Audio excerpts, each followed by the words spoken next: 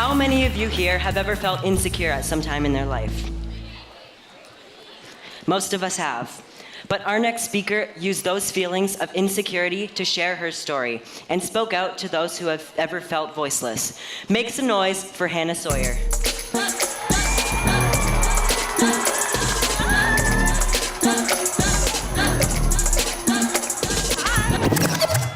Hello, We Day. How do we feel? All right. Growing up, my dad always protected me. We didn't have a lot of money, and my family struggled to make ends meet. But he was so good at hiding it from me. He and my mom were both refugees that moved to the US before I was born, and they did their best to give me a great childhood. But like most people growing up, I had insecurities. My dad has a heavy accent, and I was worried that people would make fun of him or me.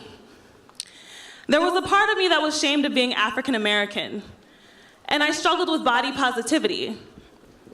All of these things made me feel like I stood out when I really just wanted to blend in.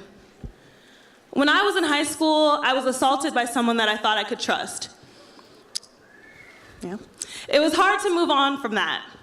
A traumatic experience like that can make your self-worth plummet.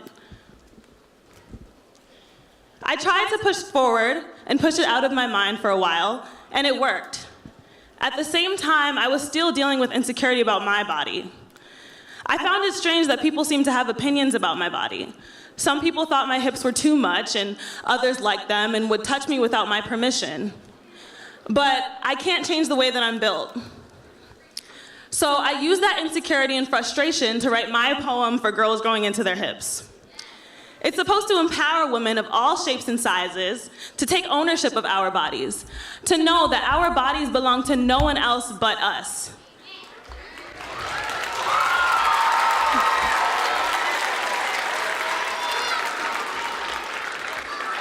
As a survivor, I know how easy it is to feel silenced.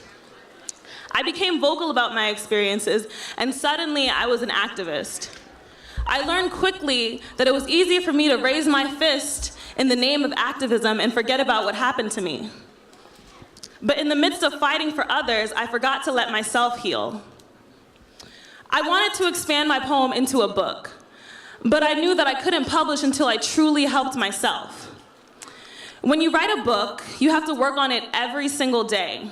You become consumed by it. I had been using writing to run away. But after writing about my own experiences and my own trauma, I couldn't run away from it anymore. While I believe that activism can be a form of healing, it couldn't be the only one for me. On some days, healing for me looks like a visit to my therapist. On others, healing looks like surrounding myself with people that I know love me. And on some days, I just need to go for a walk by the lake by my university. Healing is an individual journey, and everyone does it differently. I had to put myself first and come to terms with what happened to me. It was hard, but eventually I gained the courage to press charges against my abuser.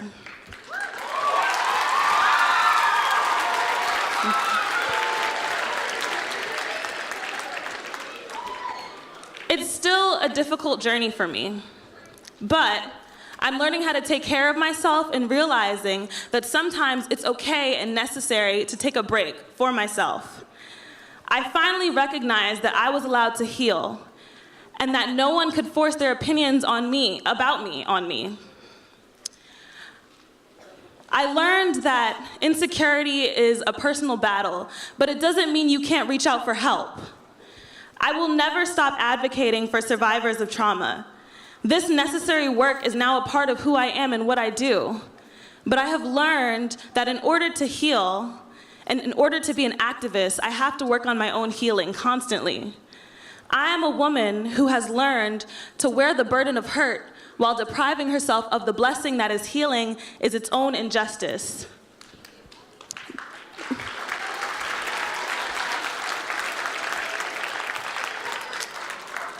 Please know, if activism helps you heal, that's amazing. But if you need to take time for yourself, that's necessary work too, right? Whatever helps you heal and make peace with yourself and love yourself is more than worth it. Thank you, We Day.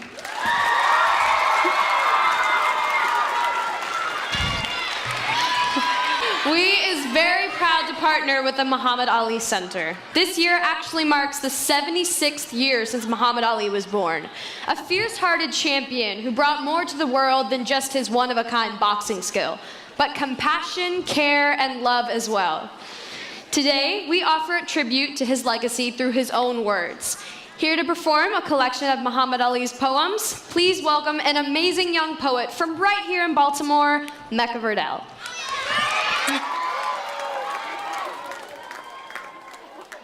I have wrestled with an alligator. I done tussled with a whale.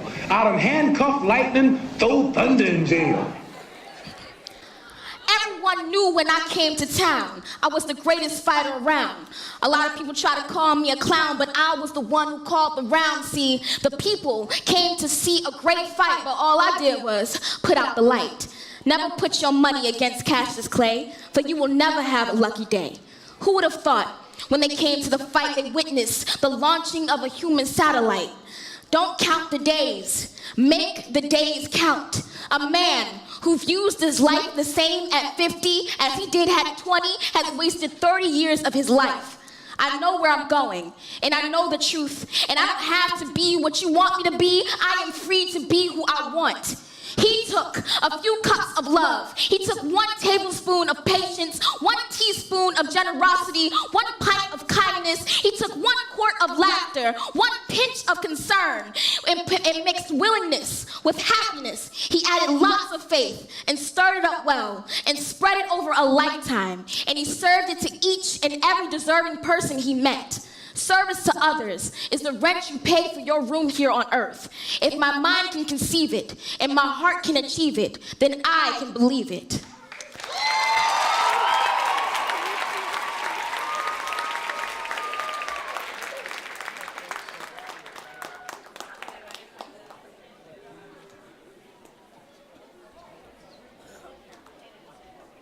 And now, joining us on behalf of the Muhammad Ali Center, the daughter of Muhammad Ali, Rashida Ali!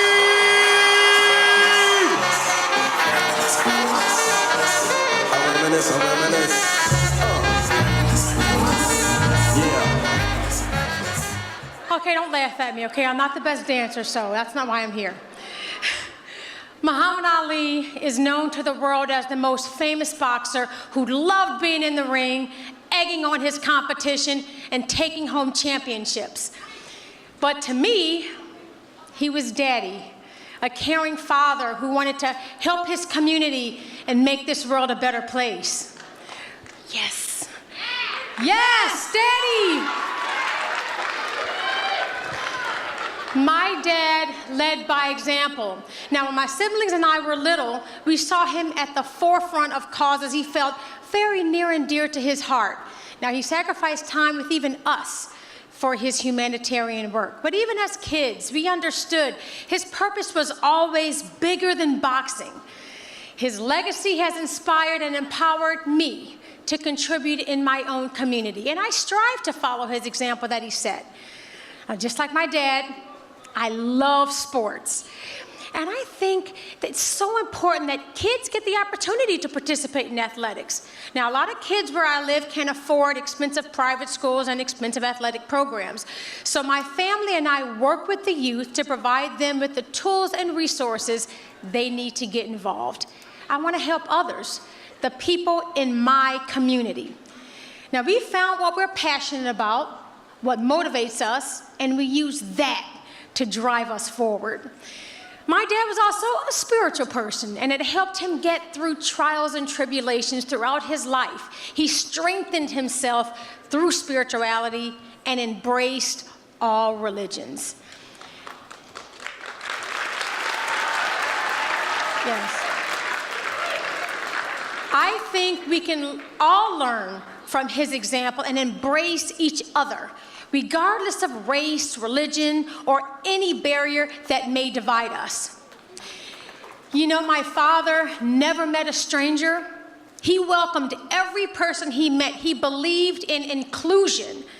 So I invite all of you to join me in participating in the Ali in All of Us initiative through the Muhammad Ali Center to inspire each other to create a positive impact on our global community. Now you can start by downloading the Hours Against Hate app, where you can find new ways to make a difference. You guys join me. I'm Ray on the app. Please look for me, please. The Hours Against Hate app is a game with a purpose: to end hate. Download it tonight and check it out. Let's work together to create a world that all of us, including my dad, can be proud of.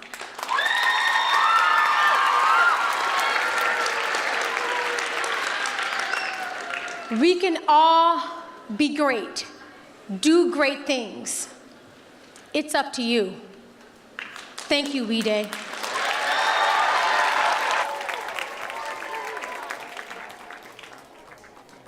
All right, who's ready for some more music?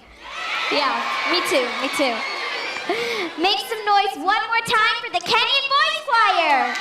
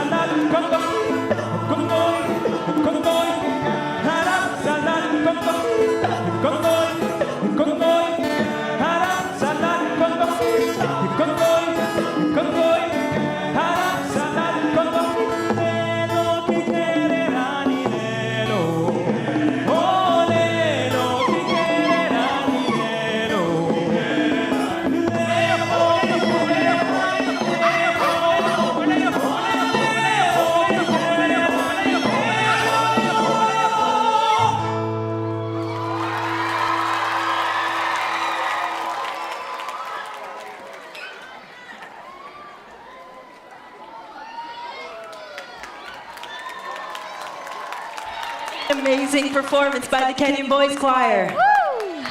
And our next speaker is a Baltimore-born ballet dancer whose story shows us the power of representation, leading the way for others. Please welcome to the stage, Nardia Boodoo.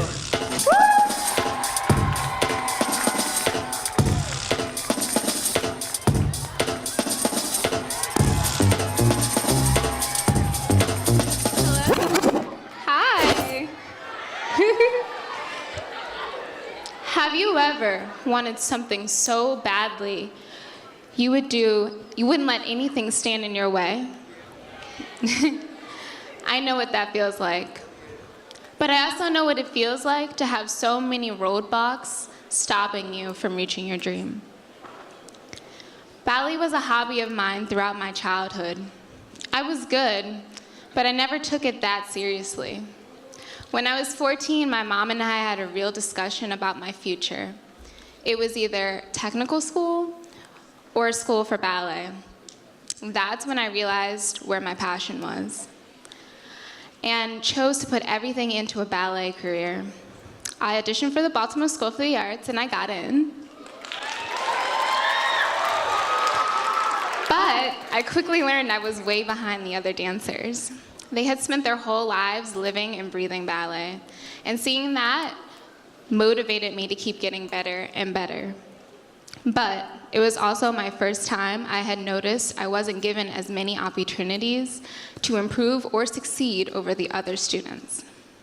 I soon realized that ballet was no different than a lot of other institutions in society. Like, someone that looked like me wasn't the classic choice for a lead dancer.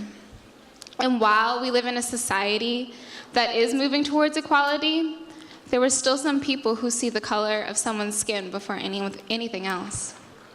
So I traveled America, trying to get better at my craft, to learn from other top-level dancers, Pennsylvania, New York, Washington. And while I met some great friends and mentors along the way, one thing remained constant. I felt like I was only getting as good as the system would let me. It felt like those of us in the background were being held back so that the stars could stand out. So I had to work even harder and be better than I thought was possible. And as a dancer at the Washington Ballet, I am proud to say that I'm finally starting to find success that I was looking for. Landing roles, being featured on websites and in magazines, and most importantly, I realized I could be a role model. And I want to share a message with you all that I would share with any young person chasing their dreams. You are not a background dancer. You are a star. And I know what it feels like to grow up in this city, to fight the stereotypes and the expectations from people around you who think you'll amount to nothing. You can and will achieve your dreams. And as long as you persevere and never stop pushing forward, will it be easy? No. But will it be worth it? I promise you it will be. Thank you, Lide.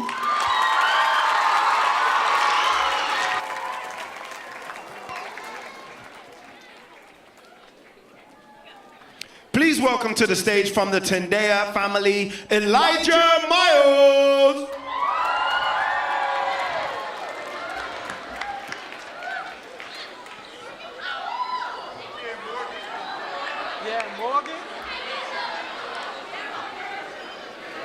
In life, many people focus on money. Many people focus on cars. Many people focus on clothes. But what Baltimore needs today is for some of us to focus on a change.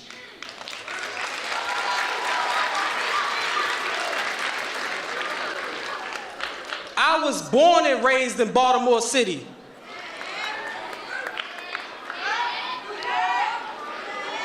So I've seen what many of you have seen. I've seen family members use drugs, sell drugs. I've had friends that I grew up with in caskets. I've seen police brutality up close and personal. But what I knew then And what I know today is that what Baltimore needs is a change.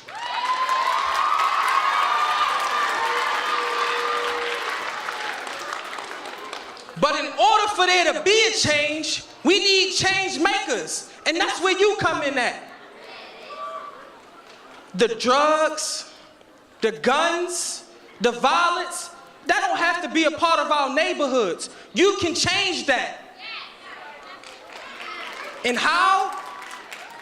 How do I know you can change that? Because you got the same 2 feet that Martin Luther King had when he marched. You got the same mind that Malcolm X used to think. You got the same backbone and the same fortitude that Rosa Parks had when she sat down.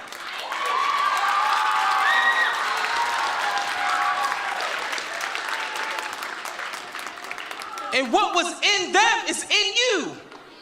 They changed things yesterday, and we can change things today.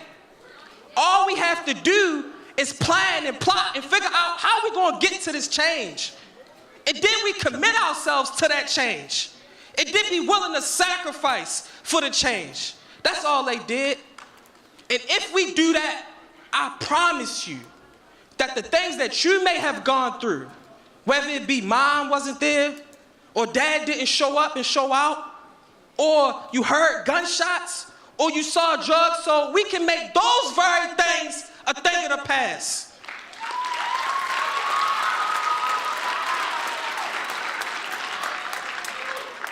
But don't forget, it's up to you. It's up to me. It's up to us. Ladies and gentlemen, boys and girls, we got work to do. Let's get it done. My name is Elijah Miles of Tendea family. Thank you.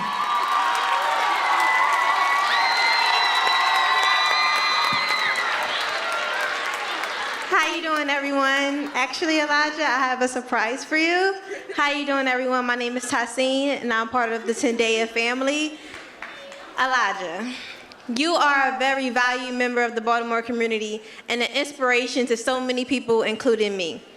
Your relentless commitment to the community and to help others change their circumstances has not gone unnoticed. And while you're making a difference, Under Armour would like to present to you these hand-printed, custom-made Under Armour hovers.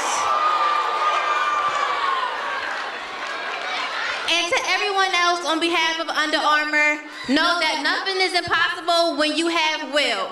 Keep making a change. Thank you.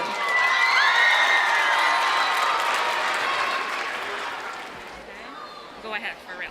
Okay. We have a very special guest here today. Please welcome to the stage the Mayor of Baltimore City, Catherine Pugh.